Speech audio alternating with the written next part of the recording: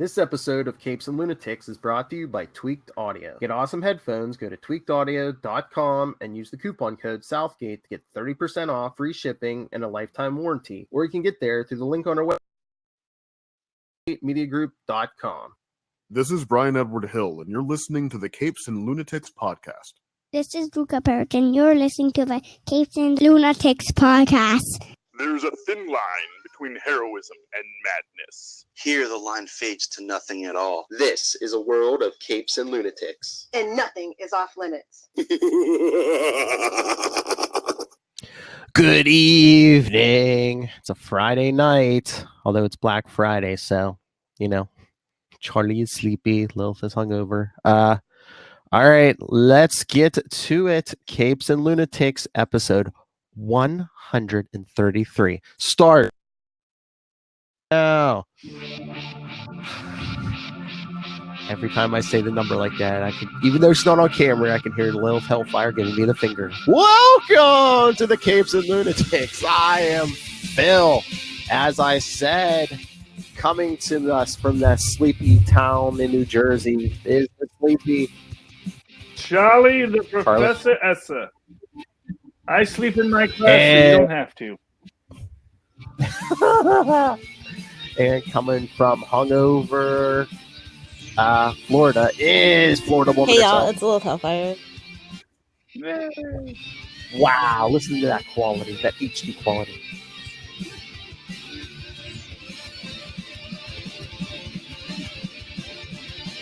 That's right. We got some new entertainment shows today. We're recording this on the night of Black Friday. Black Friday Eve. No, last night was Black Friday Eve. Anyway. All right. To follow up from last week, remember we were talking about Elizabeth Banks, bad mouth and Marvel movies and everything. Mm-hmm. Everybody sees she already got another movie. She's going to direct and star in The Invisible Woman. Based on the H.G. Wells novel? The Invisible Man. Not based on yeah. Not based on the Marvel Comics. Yeah. No, not the Marvel character, yes. So, but that is technically it's a superhero franchise, so okay. But anyway, there we go. Invisible Woman. I mean, good for her. Is that the new way to get attention? Is to bash Marvel movies now? Well, it's when you're to be fair, Martin Scorsese's The Irishman is fantastic, even though it's 3.5 hours long. Just saying. Oh, so what you're saying is all these people, what they've had in common is that they had a project coming up, or they were looking for a new project, and guess what? Well, let's bash the king and get some attention. Well, you know what it is. Well, it's like you said. Marvel is dominating. Even in this actually Disney is dominating, because even in this lackluster box office, Frozen is still showing up and printing money. Screw Frozen 2. Where is my Lilo and Stitch 2? Okay, I know they got a cartoon, but I'm still waiting on Lilo and Stitch 2. Reboot the cartoon for all I care. Boomer. No, well, they not even close. Not the even Lilo close. and Stitch universe has been well expanded. There's. But if you're talking about sisterly love, they have a better sister bond. Fight me, nerds. Fight me, Diz nerds. You know what? Here's what I'll say on that question. Elsa and Anna actually have a sisterly bond that is kind of almost mutual, whereas Lilo and I'm getting her sister's name off the top of my head. I wonder why. No, I'm kidding. It's fine. No, it's because it's been a long time since I saw that. And, unfortunately for her sister, she actually was forced into that mother role. And so they never really got the chance. They did not have as strong of a sister bond. It was always more like she was taking care of Lilo. Whereas I think Anna and Elsa, they're on more equal footing. Yes, it's still the younger sister and the older sister, and the older sister has the responsibility, but you never got that Elsa was raising Anna the way that it was pretty clear that Lilo was. She's too busy being locked in her room. Well, yeah. Well, and also, I have a lot of problems with the Frozen franchise. Also, to be fair, they were also independently wealthy, so it's not like Elsa had to go out and work 3 jobs to provide for. And the romance is better in Lilo and Stitch because the dude wasn't even her boyfriend yet, and he's buying her groceries and giving her emotional support. I'm just saying. I mean, I'm not going to argue. Lilo and Stitch, which really is the cartoon renaissance of Disney. I mean, really, you can that real Lilo and Stitch really saved hand-drawn animation. It was really just an amazing film for Disney as a project. But like I said, they have had their own expanded universe. We need more. But that's better than getting a Moana show. That's all I'm saying. Fight me. I don't care. I'm in a mood today. But I'm sorry to do a Moana show. I didn't think they were doing a Moana show. No, I'm just saying. See, what they ought to do is they ought to tie in Moana to Lilo and Stitch, since you have that Polynesian connection, and just like realize that they're in the same universe, kind of thing. That could work. Because clearly those aliens were aware of Earth and had visited Earth beforehand, so as you do apparently in every single universe where there's aliens. I would love to see that. Yeah, well, Earth is a hot property, man. That's why everyone comes to Earth. They finally let the shields down and they can visit the zoo. I get it. Mm. Oh, poor Philip. It's not even 10 minutes in. I'm sorry, sir. Go ahead. Okay. I'll bring up something else, because you told me to remind you of this, but I know you're all hungover and angry and full turkey. I don't actually do turkey. It's more like it's ham and goose. Just so you guys know. And I don't mean gray goose. I mean actual goose. It's a thing. It's a thing. Deal with it. You just like. There's places. I mean, I don't know. Because we get lots of geese up here, and like I'm just, you hit with your car. A butcher shop. I'm old fashioned that way. Shoot them out of the sky. Yeah, it's not Canadian geese. Oh, I would never eat a goose I shot. Come on, be serious. It's full of birdshot at that point. It's ruined. It's ruined. You can shoot them with a bow and arrow too. Oh yeah, bow and arrow. Yeah. Birds are a little difficult. Give me a rabbit any day. The archery. Anyway, are you talking about the Snyder Cut? Oh yeah. Okay, yeah. I was. Oh, what were you referring to? Because I told you to remind me of two things, if I remember correctly, to Wednesday. Yeah, but no, it was the Snyder Cut, because I thought because you were talking about the James Tynion stuff coming up in Batman 2. Oh yes. Okay, so Catwoman actually matters. I'm super excited to see what he's gonna do with them. There's big repercussions for all of the books taking place in Gotham. I'm actually really excited about Batman when I've been losing my steam on him. What are you talking about? You think? You didn't read that letter, that open letter he wrote about his plans for Batman in 2020? I did see that they were talking about, like after the whole city of him and Cat, like they're rebuilding Gotham. He's shunning the old money. It's about new money in tech, and that's why Alfred had to die, because that's his last vestige of old money. Yeah, but I mean, supposedly they're going new, but it's like, didn't I see that they're saying once Tynion takes over, Gotham's gonna take on the Tim Burton movie aesthetic? Okay. Yeah, which makes kind of sense with the repercussions, because they've literally broken the city of Gotham. Oh yeah, it's like after No Man's Land. It kind of makes sense to kind of incorporate that Burton-esque, Gothic quality. Well, after No Man's Land, they rebuilt the whole city, however the writers wanted to do it. But so is like Bruce getting into venture capital, and he's going to be like just doing a bunch of tech service? Yeah, he's looking to the new money to rebuild Gotham. I really feel like Lex Luthor might be popping up as more of an adversarial role, which I've been dying for again since No Man's Land. Honestly, I'm just really excited. Because, like I said, the whole Catwoman and Batman thing, the wedding thing, really soured people. But they're really going to explore that relationship. And I'm, really interested. It's basically going to be, a co-joint book at that point. Are we talking, Bruce Wayne's, instead of just using his Wayne Foundation to be the sole income provider for Gotham? He's, actually getting his hands dirty and going out and shaking babies and kissing hands. Okay. Well, yeah. Is he trying to bring in new investors? Would be like... Yeah, he is. He's looking to, the young kids with the tech and stuff, which that's what people do now. So it's going to be cool to see it in the comic books. That could be good. Although, obviously, you're going to get a lot of Lex Luthor types He's basically just inviting. But we're really focusing on the Riddler too, which we just kind of got done discussing over on way before you mean that. punctuation prick? Yes. Well, I mean, we'll get there. Because there's so many things you can do with him, and I think James is the guy to like actually make Riddler kind of like the Gotham show Riddler, which I really enjoyed. I think that's the interpretation he's So going to is he lean write towards. a bunch of the books? So is it going to be like back in the day? When, Yeah, I basically think he's. That's not his title, but he's basically editor overall. The I was Bat gonna say it's gonna be like back in the day when like Chuck Dixon was writing at least 1 or 2 Batman books, the Robin book, and had a lot to say. Yeah, so I'm really excited because I do feel like the whole Bat Family universe needs a coherent through line at this point. So like I'm like super excited for the first time in a long time. Yeah. So, and you know I'm not the biggest fan of James, but I as long as like the other stuff he's done.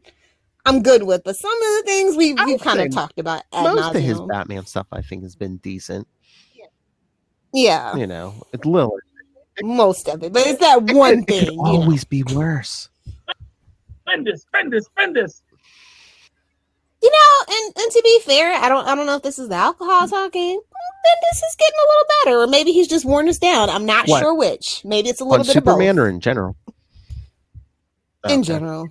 I'm always going to have an axe to grind with him about Superman, but the other stuff he's done with like John and the other stuff that's not Supergirl, I'm totally. You can tell she's drunk. She's like, "Oh, man, it's not so bad." Blaming on the alcohol. Well, you know, hey. No, like I'm just trying to be more objective and kind of divorce the art from the artist, kind of thing. Like just deaf to the author and everything now, and you'll be a lot more happy. It's a season of miracles because you know I've been talking the praise of Alan Moore lately, so you know. I saw that. I was like, "Am I that drunk? Did I read that?" On the last episode of Who Podcast the Watchmen, scroll down. Yeah, I mean, it's just you know, Alan Moore wrote some very good comic books, and you know, I don't always agree with. He's one of those guys too that his work doesn't mean what you think it means. I think like the movie kind of like, you know, people see like one thing and they think he's one thing, but it's kind of the complete opposite. But, so yeah, fandom can ruin a lot of things sometimes. I get you. It's so you know, it's easy to soften on these people became like big name artists and creators because they're good, you know. And it's like Bendis has or they sold their soul to the devil. Well, yeah, I mean, whatever. But you know, just because you sold your soul to the devil doesn't mean you're not a good comic book writer. So that's see, I guess maybe that's my argument with Alan Moore. He sold his soul and he didn't have to. But my big thing, the art was in his soul the whole time. Like when Peter Tork goes and plays the harp at the end of The Devil and Peter Tork in The Monkey. Mike Nesmith tells him, you know, the devil didn't give you that music. That music was always in your heart. Unless you're Fry from Futurama. Yes. You know, that's my new thing. Got to work in Futurama references. The kids don't know about Futurama. They got to know about Futurama. Yeah. All right. So we talked the upcoming Batman stuff. So what was your hot take on the Snyder Cut? It's not a hot take, bro. Like, okay, so there's a lot of misconceptions about like release the Snyder Cut and like why the Snyder like could possibly like. Do you guys? He didn't actually get kicked off the movie. You know, he like had to like deal with the death of his daughter. So it's like it's not like he got kicked off the film. It's not like a Richard Donner situation at all. And I just honest to God believe there's not a Snyder Cut. Like I just in my soul because. He just wasn't there long enough. Is there like a bunch of unused footage though that they could add in? Is that they could add it in, but it's still not going to make the story better or complete just because of how and when he left and when they brought in Joss. It's just and Jason, you have to take everything Jason Momoa says with a grain of salt. Like that's just who he is. Oh, if you watch any of his interviews for a long length of time, taking his word. Jeez. Yeah, basically. And then Gal Gadot comes in and she's just like trying to be a pal, But it's like, no, I honest to God don't believe it exists, and I feel bad for people who like really think that it's gonna really make a difference because that movie is crappy no matter how you cut it. I get the feeling that there was a lot of thoughts that Snyder had early in production that people like think got shot and filmed and were scripted into it, rather than just ideas that wound up on the cutting room floor even before Snyder left. Exactly. So it's like there isn't a dark side. There's no big dark side scene. There's no. Well, yeah. Exactly. Yeah, no, he didn't make it. It was just Steppenwolf. Yeah, but the idea that he was, I think people think that there was this other film that Snyder had conceived of. It's not a Richard Donner situation, guys. It's never gonna. I mean, how long did it take the Richard Donner cut for Superman 2 to come out? Like what, 25 years or something like that? So, I mean, if it is a Snyder cut, see you in 2050, kids. And not for nothing, if they wanted to do, here's what I'll tell you: if there was a Snyder cut, they would release it on HBO Max. It would be period. Point blank. I was going to say they'd make it like that's how I sell a $100 special edition, triple Blu-ray kind of thing. Day one on HBO Max. That's how they sell it. If it was a Snyder cut that existed, that's what they would have done. That's how I just know in my soul. Ain't no way this is a secret Richard Donner situation. There's just no way. The timeline doesn't match up, people. Let it go. Let it go. I just want to let that thing die. Let it go. Because the whole Snyder universe is not good. So what make you think the Snyder cut would be good? Like, I'm just losing my mind about it. I'm so sorry. Forget Wonder Woman 84. They just want to, after that, they want to reboot with the Bat Pataverse. Yes, Bat Pat is the thing, guys. Bat They Pat. moved on. And for what it's worth, I think that they should retool their DC animation unit because those last couple of movies have been flops. Like, stick to what you're good at. Stop trying to step out and expand at this point. Well, if you don't, you gotta find your lane and stay in it sometimes. If you don't step out of your comfort zone, you don't know what's going to be your next big hit. And I think Shazam. Well, it's been a while for them. Is all that I'm saying. Was a big hit been a while because they stepped outside of their comfort zone. It was a mild hit. Let's not get carried away. As a DC fan, as a real Captain Marvel fan, I can say that. It was a mild hit. Joker was a bigger success in some weird, crazy way. That's how I know I've been Mandela affected because the world has lost its damn mind. Well, Joker was a big hit because it was, the right movie at the right time with a very low budget. That's really what it was. I will never forgive humanity for letting Joker make $1 billion. That's all I'm saying. I'm happy for Warner Brothers Studio. Maybe that money will trickle into better stuff. Yeah.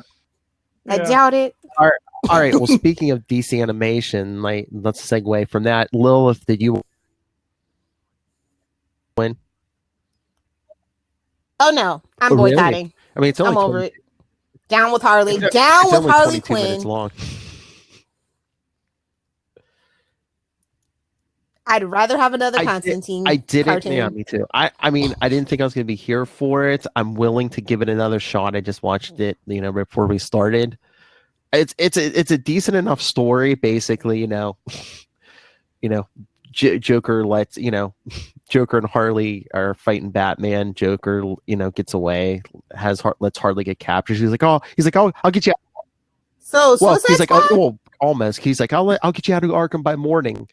1 year later, she's still there, and after a while, Poison Ivy has to break everyone out, and then then Ivy has to convince Harley to break up with the Joker, which she does, and then she said, Joker's like, I'm the #1 supervillain in Gotham, and Harley's like, not anymore. I'm gonna, I guess this at least the first season is gonna be her trying to become the biggest thing in Gotham. Okay. Great. And there's just weird. I feel like we've done that before and in better ways, aka Stabby Babs from Gotham. But whatever. Whatever. That, Harley and Ivy are going to actually have a relationship. Oh, yeah. Okay. It's just have a weird. Commissioner Gordon almost like I don't think he's had too much coffee or something. He's He's always just like yelling. exhausted. I'm sure it's you know He's got the 5 o'clock shadow going. He's always like, you know. Well, I could totally get that. Gotham seems like it would be a really rotten place to be the commissioner of police in, you know, and Yeah. it seems like, you know, you'd want just normal criminals, you know. You know, if you wonder why, like, you know, Falcone gets to continue on in this universe, it's because honestly, that's the only thing that just gets the cops through the day. Is that yes, at least he's not using, you know, freaking it's suicide gas on everyone. You know, I was gonna say at least it's because at least he's not the Joker. Yeah, Joker's just crazy, man. I mean, as a comic book villain, Or Like is I that said, just I'm what he willing- wants you to think? well, no, he's an actual sociopathic serial killer. I mean, you know, Or is A lot of people are sociopaths, psychopaths. It's Yeah, fine. but he's actually a lot of CEOs he's are. actually a serial killer, so that's what makes it different. at least maybe one person here might be. And it's not who you think. Dun, dun, I'm dun. not, like I said, I'm nothing against being a sociopath or a psychopath. It's that he's a serial killer, you know? I don't mind that he's crazy. And you know what? Serial killers get married in prison and women I write know, to them. but You know? that's not a good thing. It's a lid for every That's pot. not a good There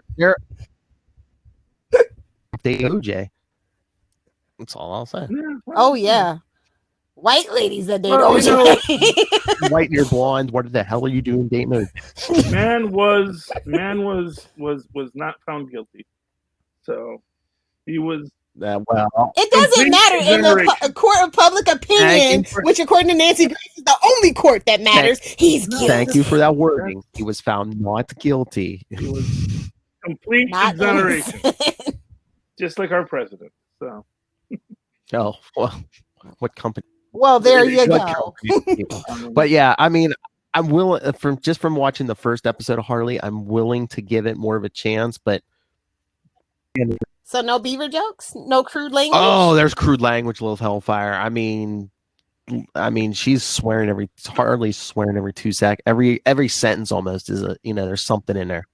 Is she actually gonna run a bar like the trailer made it seem? Maybe. I mean, again, the first episode was a lot of setup. Her breaking up with the Joker, and then having to bust out of Arkham and stuff. And Okay. they had some funny scenes in Arkham with Calendar Man. Okay, I will watch it just for Like every Calendar Man. couple, Now, Kite Man shows up. Text me immediately, Philip. like every couple. Immediately. Calendar Man is just like such a plot device because Ivy's like Harley every month Joker for you. The Joker's not coming back for you so like Ivy will go, Calendar Man, how long has she been in here? Oh, 103 days. It's so funny. Like Poor it's so funny 'cause Calendar they're like- Man. He deserves better. There's Where's a- his there's a- spinoff? Come on, there's a DC funny scene where Universe. they're like, oh, Calendar Man remembers, how long everyone in here has been incarcerated, but he can't remember his kid's birthday. Because the wife and kid come to visit Calendar Man, and then like he's like, Daddy, we brought you a cactus, and the guards just like toss it to the ground and like start shooting it. They're like, no, plant life within 50 yards of poison ivy. oh my. I mean, like I said, it's decent, but yeah, there's Is it like the crude language is like super unnecessary? They're just doing it to be edgy. it just Is seems that like what it's for the sake of swearing. There's just a lot. But like I told Charlie, I said, like, I think my favorite line is when the Joker called Riddler that punctuation prick. But you have to remember, like, they really need to lean into, because that is their big selling. Oh yeah, they're point. definitely leaning Yeah, into this. that's Warner's like big selling point is we're not Disney. We're gonna. I mean, within the first minute, I was like, wow, that's a lot of language. Yeah. But you know what I always find weird about language is like language isn't that offensive. I mean, it's shocking, but it's not like it's not like you're really taking a risk when you use a lot of bad language.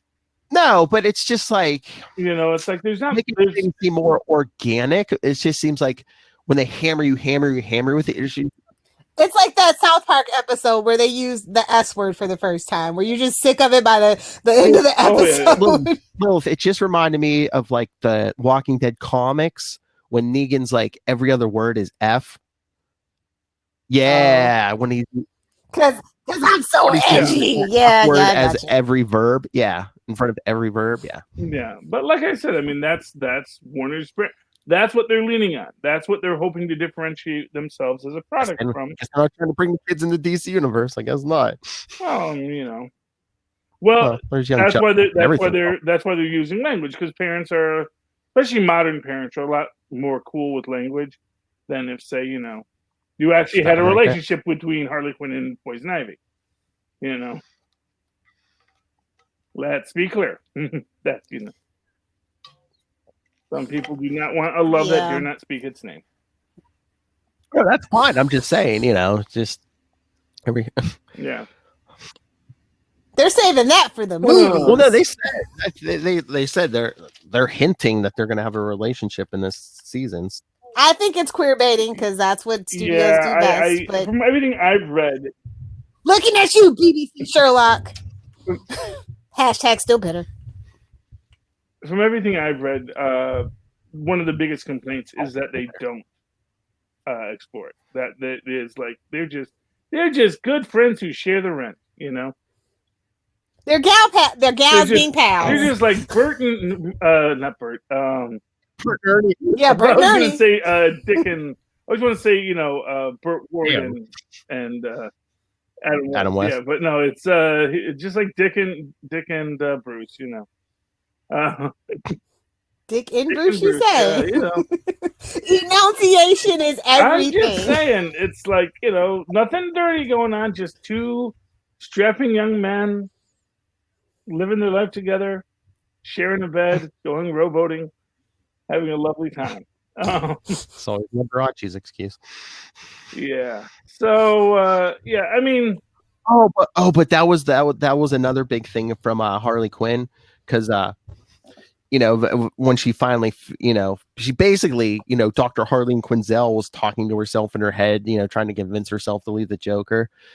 And like the thing that sold her, and you know, she was flashing back to, like, you know, Joker and the Batman at one point, and she was like, wait a minute. She's like, when he said, you know, I can't live without you, she's like, he wasn't talking to me, he was talking to Batman. Yeah.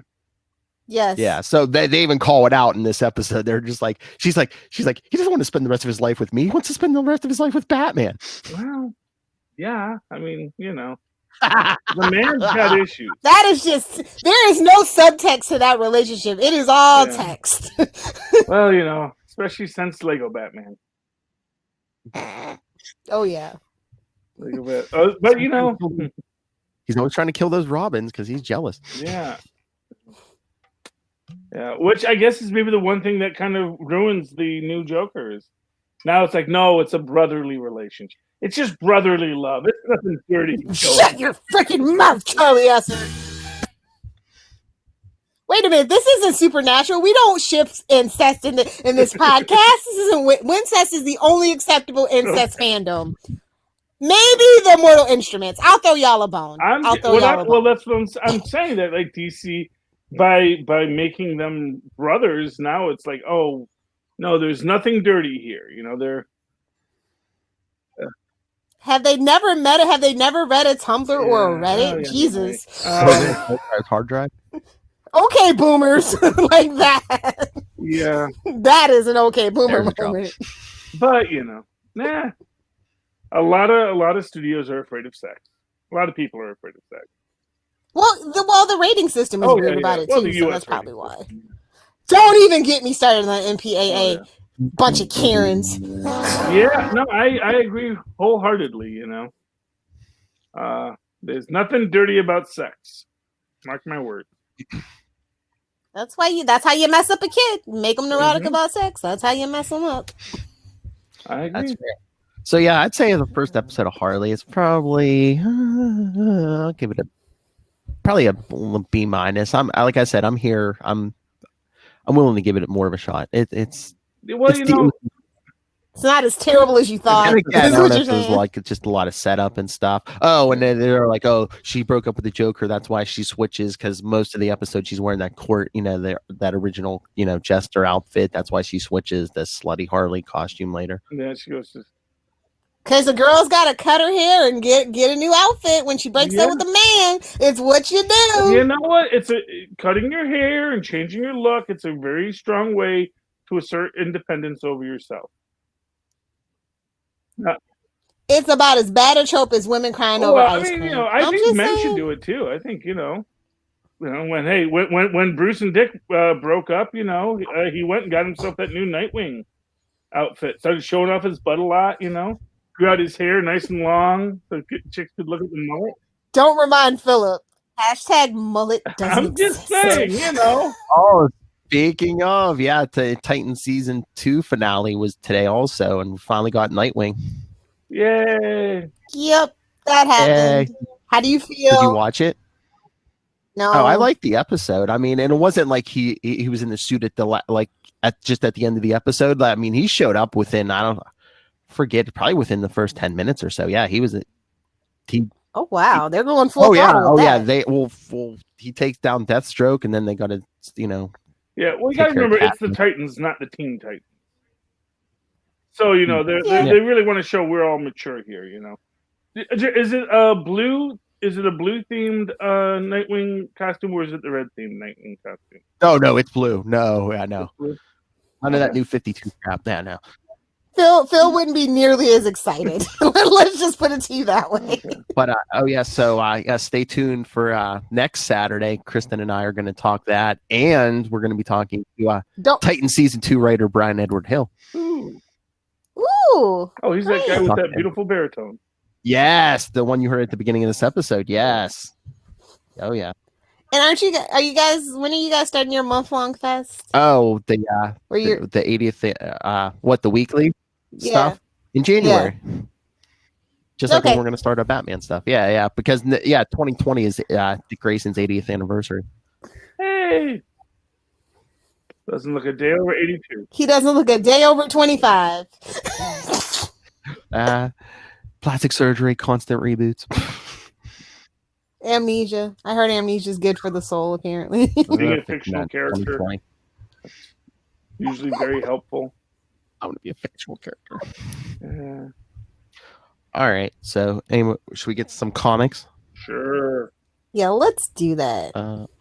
Phil's Comics Corner. My pick of the week is going to be shocking. What do you pick? No, I'll wait. Oh, this is going to be good. Well, you know what? I'll go right into my pick of the week if you want. I'll open. Because my pick of the week was Conan 2099.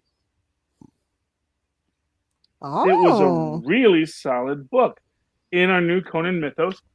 And it's weird because it kind of ties into what we're seeing with the Savage Avengers, but also kind of ties into what we just saw in the last Savage Avengers where, Doom and Conan, they got a relationship. They have an understanding, monarch to monarch. And we actually have that Conan has taken over basically after Doom blows up the world.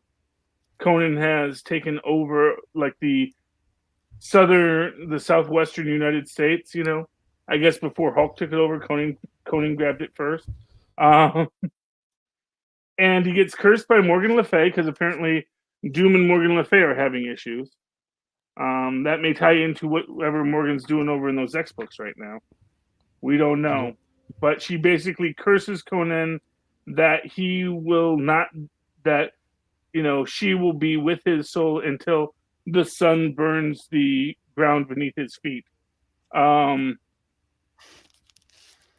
then he says, his land becomes cursed because of global warming. So it's a nice little quality here about how, he could protect his people, but not against the environmental ravages of the world. And then this is what was awesome is, as you do in the Marvel Universe, he finds a Nova helmet. Just these things fall to earth, and he grabs it, and the guy gives it to Conan because he's like dying. He's like, okay. And then he basically, Conan's up in the wastelands after he's dispersed his kingdom. which he says it saves his people by telling them to move away because their land was blighted. He goes to, I guess, an old Nova Corps headquarters on Earth, which he does find, and like the last living Corps member is like just a skeleton there. He puts the helmet on like a little pedestal to repair it, and then he launches the escape pod because he's gonna fly it into the sun.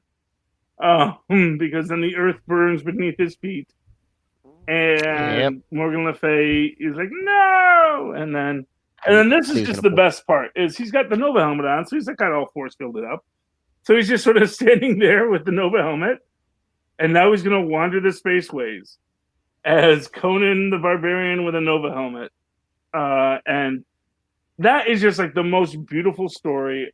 It's just such a great way to make a Conan in sci-fi future story. It worked on every single level for me. I loved it. You get so much depth of Conan as both Conan the Barbarian and Conan the King, his own, his codes of honor and all that kind of stuff. And it's just perfect Conan, 100%. See, Lilith, you should read it. You should read it. It's a very good book.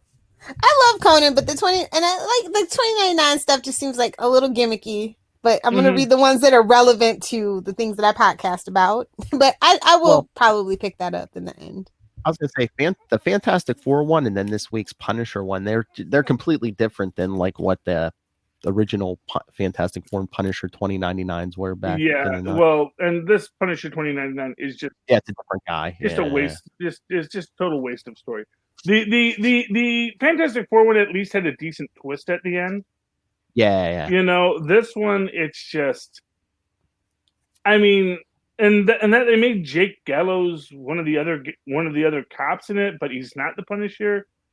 Yeah. Just on every level, it's just like I don't know if I feel this, and it just seemed like they felt they had to do a Punisher 2099, but no one really had a good idea for what to do with a Punisher 2099. It's like no one knew, because they knew they wanted everyone to be kind of a reboot, but none of it really worked. So and the whole thing with the Thorites, because what's weird, of course, for me in that is like in the original Punisher 2099. Like the Thor religion was just a actual religion. It was actually kind of beautiful and deep. It was about the apotheosis of Don Blake, the becoming of a god, and all this kind of stuff, and why people did have this worship. And now they've just sort of degraded it into just this, like, just basically cosplayers, Yeah, it lacks a lot. They haven't really done anything good with the Thorites in this, and that's really disappointing. We still got another month of books, so 2099 books. So yeah, maybe they can turn it around. We still got Doom. We still got Spider-Man. Yeah. Ghost Rider. Oh, hey, Lilith, did you read John Constantine Hellblazer #1? I did. I knew you had it. Yeah. Yeah. What did you think? It's got potential. It's got some chops. But I'm worried. DC trying to? Do you think DC's trying to have their cake and eat it too? Like, like he's going to be part of the larger DC universe and like Justice League Dark, but here it's going to be more like the original Hellblazer book, where he's kind of like. It makes the most sense though. It's like some people like people love Constantine on Legends, so maybe they'll pick Justice League Dark up for the heck of it. You know what I mean? And then if you just love John Constantine, this is for you. And especially if you're like an old school fan, I saw a lot of like old school vibes, but also I don't know, some newfangled things to say the least. But I'm interested. Yeah. It's got potential. It's got chops. I love the character. I hope they settle on an evolution and just ride that wave. I'm tired of the wishy-washiness. Because basically he's back in London, there's a mystical... all the things I love. Yeah. That's what I said. It reminded me of that original Hellblazer series. So, yeah. I mean, mostly so. Yeah. If you're a John Constantine fan, I'd say pick it up. Exactly. It was a solid B- for me. Mm-hmm. But my pick of the week was actually Martian Manhunter. I don't think I talk about how much I love Martian Manhunter as like Superman's equal enough on this podcast. So But this is like really deep and emotional. Like they don't really ever flesh out Martian Manhunter in any of his books. You just know the basic like origin. But this one is like who he is as a person, how his time on Earth has affected him and shattered his mind. And they gave him a really great supporting cast. Like somebody kept recommending it to me. So I actually just picked up all 10 Tuesday. And I binged everything. So the current issue is on 10, and 10 is fan-freaking-tastic. The writer is Steve Orlando, and the artist is Riley Russmo. I love Riley's artwork, and it's so good. It's so good. I love this deep dive on Martian Manhunter. It's so good. It's so emotional. Like, it's so unexpected because it's like, who really stands for Martian Manhunter? Like, honestly, even though he's basically Superman, but not, because he keeps like his alien appearance as opposed to like really being in his humanoid form at all times, So it's like a whole thing. Although to be fair, I mean, Superman's normal form is a humanoid form. So yeah, it's like he's not fronting when he's Clark Kent. He's just not wearing tights, tights and glasses. Yeah. All right, so that's a big thumbs up from Lilith Hellfire. And Lilith, did you read the new Tales from the Dark Multiverse? I did, because it had the word crisis in it. That's probably what they were banking on. Oh, people are gonna pick this crisis in the name. Because my guy at the store was saying some of these have been selling good and other ones have really haven't. So I mean, what is this, like the fourth one? Because they did Death of Superman, Nightfall, Blackest Night, and then this one. So I wonder which one. Well, me. It has Alexander Luthor and Superboy Prime, so I'm just like, okay, you got me. Yeah, you'll get my $6 fine. Yeah, it basically starts with what if Max Lord hadn't killed the Ted Cord Blue Beetle. Yeah, and of course Booster Gold, the prerequisite Booster Gold. Yeah, so but basically, then Ted Cord takes over, checkmate and everything, and he gets Brother Eye, and he actually stops Alexander Luthor. Yeah. It was a weird story, but I dug it. Like it's so they really didn't like say, but it's so did the multiverse not come back then? Of course it did. I know, but if Infinite Crisis didn't go down, we didn't get that multiverse back, did we? Well, it's fine. That's the problem when you do these alternate tales that are premised on the idea of things that happened in a multiversal thing. It's like if you ever go back to Marvel and you try to do a what if about the incursions, and then suddenly it's like, so wait, didn't the incursions wipe out all universes? Like, no, just the local ones, just the local 52, and then there was another multiverse on top of that, and then another 52. It's like Inception. It just keeps going deeper and deeper. Wait a minute. Phrasing, sorry. Can I give a quick shout out to Count Crowley this week? Yeah, go ahead. Actually, last week's. And again, if you love old DC horror comics, if you love that art style, you're gonna love Count Crowley or Crowley. And it is just such a great look for it. The story we're continuing with our new midnight movie host, who has severe substance abuse problems, like Jessica Jones level substance abuse problems. And she, meets up with a werewolf who needs her help because apparently the old midnight movie guy also was an occult hunter. And we kind of get it implied that the guy who was the guy before him, Vincent Freitz, was also a, demonologist.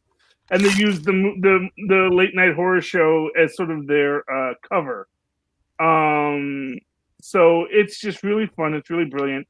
We get a lot of neat stuff with, because of course her brother is the general manager of the station. She was a reporter for the station, but she's obviously had a lot of bad turns in her life lately. She got a new sidekick. She's got a cat sidekick now. Which was the old guy's familiar there. It keeps on directing her how to get out of the house and whatnot.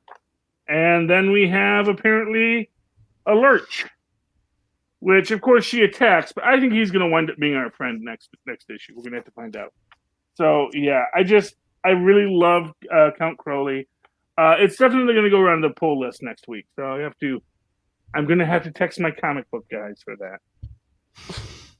Nice. For me, it was in Marvel anyway. It was definitely all about the X-Men verse, with a little bit of Venom improvement, actually. So, yeah. Oh, did you read X-Force too? Yeah, I did. I actually liked it, but New Mutants is actually my Marvel pick of the week. Ooh. Yeah, I'm kind of enjoying this crazy dynamic. Honestly, I thought it wasn't going to work for me, but it's working for me. What, the whole X-Men thing? Yeah, like the whole team that they put together. I wasn't really sure. So, because like they do use some of the classic ones, and then we get like the new people like Chamber and Mondo. So it was just like, okay. And then of course Starjammers. That's like classic, right? Like the very first book X-Men book I picked up from like the 60s, Starjammers. So I'm just like, yes, anything Starjammers is good, even though it's not. Oh, they're New Mutants too? Yeah. Oh, cool. So yeah, I was just like, it's like an homage to everything. It's so weird and kind of wonderful, actually. It's like a big mashup, and I'm enjoying it. It's fun. It's fine. It's fine. And then X-Force 2. Remember, Professor X got killed, so they're trying to use Jean Grey and some backup Cerebros to bring him back. Yeah, that one, because it's so convoluted, but I still enjoyed it. And then we get the buddy cop team of Wolverine and Quentin Quire. Yeah. But really, Kid Omega and Domino, like, whatever. Oh, yeah. Like, come on. Like, that's what I'm here for. People breached Krakoa by, like, they took some skin off Domino and, like, was using her skin, I guess, as, like, the DNA pass or whatever. Well, there you go. They find her with, like, half the skin missing off her arm in the tank at the end. I just wish they would stop with the edgelord stuff. Like, it seems like they're trying to be dark and edgy for the sake of being dark and edgy. X-Men. Yeah, right? Like, that's my only, like, complaint. Like, just stop it. Just let your story rest on its own merits without any gimmicks. It's fine. Yes. Yeah. It all seems like a gimmick to me, the entire the entire X reboot. Well, it did need to be streamlined. The continuity definitely needed to be streamlined. Do I agree with every single choice? No. Is it still a fun romp? Yes. Do I kind of not appreciate the characterizations? Like, I feel like I don't know these guys, and maybe that's the point. Because they're not the X-Men that we grew up with, obviously. So Hobby. I got you saying that now, Philip. Don't judge me. Charlie, I forgot me saying that, Avi. Oh, Lilith, are you still reading Red Hood? Yes, it was a definite improvement, but there's still a long way to go. Like, they have lost my confidence with this. Like, it's just, that's not what I'm reading Red Hood and the Outlaws for. Like, I'm like reading him and those kid villains. Yeah, like, ew, stop it. Don't we have Teen Titans for that? Like, what are we doing? Oh, but what about the end? Yeah, that got me. Looks like it's going to be Red Hood versus the Outlaws next episode. And you knew that was coming eventually. Every is that Bizarro in there? Yeah, and Artemis. Yeah, they finally find their way back, and then they slap Jason around on the last page. So as he deserves. Yeah, that's what I'm wondering about, because I picked up Bizarro and the Terribles this week, and I'm like not sure if that's supposed to be. That's a different Bizarro. That's a different Bizarro. Yeah. By the way, do all of the issues this week have this like weird, totally non-recyclable plastic cover? They've been doing that this month. A lot of them have been doing that. There's only a few that haven't done that. Like Batman didn't do it. What else didn't do it?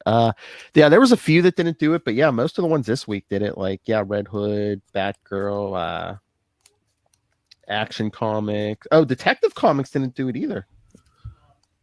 I will say this much. I did like this because they have Boy Zorro in it. Which I just really like the idea of Boy Zorro. Nice. Bizarro has created himself his own Jonathan. That's And an they love extreme each other. obsession. That's all I'm saying. Well, you know, Bizarro and worst hero of all. Oh, but Lilith, have you been reading Batgirl? Probably not. No. No. I The need the new, Consuelo drop from Family Guy. No. the new enemy is Oracle. Basically, the AI she built come back in like this robotic body. So now she basically has to fight something that knows her every move. You do what Rick and Morty does. You get yourself a random bot. Oh, No, Batgirl's random bot. good lately. Which was really Heist Bot, but was it? Yeah, if you're not watching Rick and Morty, I don't know what you're doing with your life. So whatever. Yeah. Yeah, I mean the heist episode was, you know, for something that is the entire time ripping on the notion of a heist film, just, you know, was also a loving tribute to heist films. So I'm not. I mean, that's basically Rick and Morty's every episode. So You know, let's like, rip a genre to awesome. pieces. Yes. Anyway, yeah, no Rick and Morty. It's no Venture Brothers. I'll just say Okay. that. I just Because have we're to say feeding that I apparently. binged all the current season of Good Place, thinking that I thought all the episodes were going to be. I actually have to wait till next year to get my resolution. What the hell? Oh yeah, that's only the half. We've only seen half this season. There's another back half. Yeah, I thought they were going to wrap it up nice and neat in a bowl before winter break because that would make the most sense. But no, they're going to milk it. It's We're gonna fine. milk it, man. You gotta milk that. I mean, no, but NBC has like a super full lineup, so that's why I was really expecting them to just wrap it up in the fall. No. I mean, I've been dreading that they wouldn't. When I realized that, it's just the winter finale. Yeah, And then they're gonna come back again later. Because that's a hell of a cliffhanger, and I'm just like, no. Oh, I thought it was fantastic. Now we know, because you know there is no. I love the answer. Cheaty stuff. Like, oh my god, we finally fleshed out Cheaty. Well, finally. Because it's always been Cheaty's show. It's always been about how this guy, who has dedicated his life to living a moral life, sort of how the fact that a human would make a choice to try and be moral, how that feeds into the universe, especially when you're not just going on a point system, but assuming that there has to be something deeper to it, you know? Yeah. It can't just I love be the shoot Cheaty and ladder. flashbacks. It was so good. Oh, yeah. But again, it just, and like when he sort of saves his parents' marriage. But not really. But not really. Of course not. Kids are stupid. I love that line. Of course I do. Yeah. Yes, it was fantastic. And man, you know, the one just before that, you know, Jason, it was really it was great stuff with Jason. I was like, I think it was a crocodile. I don't think it was cancer. That's my headcanon. It's fine. Yeah. I still say Jason actually is, you know, if not God, is like a truly enlightened soul, or has become such throughout. They made him become a monk for a reason. There's always like, that's my kind of takeaway from that. Everything that they did is kind of for a reason. Yes, he is just such a great character, and he just gets better all the time. So I love Jason on that, and Jason and Cheaty, and just the idea that, you know, I love Tahani's character growth, like the fact that she gets to admit her like flaw in public. She wants to be more important than just throwing fancy party. Like, I just love it all. Like, it's so sad that it's the last season, but hey, if you have a plan and you actually stick to it, and you get the networks to not milk your property, looking at you, Supernatural, more power to you. Sorry, Philip. Back to comic books. Oh no, I'm good on comics unless either one of you want to throw. I got a whole other show I can do comics on, though. Yeah. Well, all right, let's get out of here so you can do Quantum Zone. Thank you. All right, everyone. Send us your thoughts on the latest news and comics and movies. Hey, send us your Christmas wish list. Hey, Crisis is coming. Christmas is coming. End of the year. Send everything to kitchen sink. Send it to capesandlunatics@gmail.com. Call the voicemail 614-382-2737. That's 614-38-capes. Remember, find all of our social media links to the YouTube, the merchandise, anything, roadmaps, emails. Check out Linktree. That's linktr.ee/capesandlunatics. And remember to support the sponsors. That's right. Check out Hunter Killer, Tweaked Audio, which you heard at the end of this, beginning of this episode. Check out Pod Life the book with myself and many others contributing. And remember, check out their show notes and everything for your link when you do your Amazon. This will drop Monday. Amazon, when you do your Cyber Monday shopping on Amazon, use the Southgate Media Group link. Support the business. Help keep the lights on, because bandwidth ain't cheap. And we are on the Master Doom Network. Oh, hell, Master Doom. I have to make a drop that says Capes and Lunatics now on the Master Doom Network. Something. All right. Lil Hellfire, where can people fight you on the internet, send you hangover cures? Oh, I got all the hangover cures. I just don't use them. I enjoy being hungover. It's fine. If you guys want to find me on the interwebs, you can find me at Lilith Hellfire on Twitter or at Lilith Hellfire69 on Instagram. Duh. Hello, Megan. Charlie, yes, sir. Well, if you'd like to write to me in that old-fashioned email with where Miles and Paz wants to do so at superconnectivityblog@gmail.com. That's superconnectivityblog, all one word, at gmail.com. And if you'd like to follow me on Twitter, where I live tweet things when I feel like it, although my new show, Full Stream Ahead, our mateys with Maz Mansour, does not actually have live tweeting because we do streaming shows like The Boys. But if you would like to follow me, that's at Charlie Esser. That's CharlieEsser. Look for the 2 E's in the middle.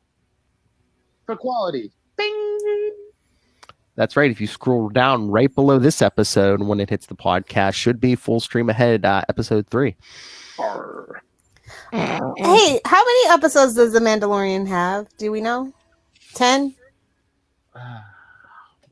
Why are you going to cover it? No, I just need to know how many weeks I need to wait before I can binge it all. Let me look on my TV Time app. Episode 4 came out today. It's looking like 8, maybe. That's all that's on the perfect. list. It's 8. So that means we're like halfway through the season already. Mm-hmm. All right. Something big's coming. That's what she said. Anyway. I don't think so. Oh, how dare you. I'm kidding. I don't know your business. It's Friday night. Shoot me. I don't care. Slap you in the face of my business. Anyway, for another week, we have been the Capes. Ampersand. Lunatics. I did it better this week, Philip. Are you happy? Yeah, maybe you should be hungover every week. How do you know I'm not? Well, you seem more on the ball today, maybe. It's when I'm sober is when I'm off. Oh, maybe it's the hangover plus the what did you eat? I'm sorry. Oh, goose. Oh, maybe goose is brain power for you. Oh, that's like her steroid. It's like goose meat. Oh, goose meat, yeah. Save the liver. I know it's not goose, but how am I going to end this episode? Gobble, gobble. Will you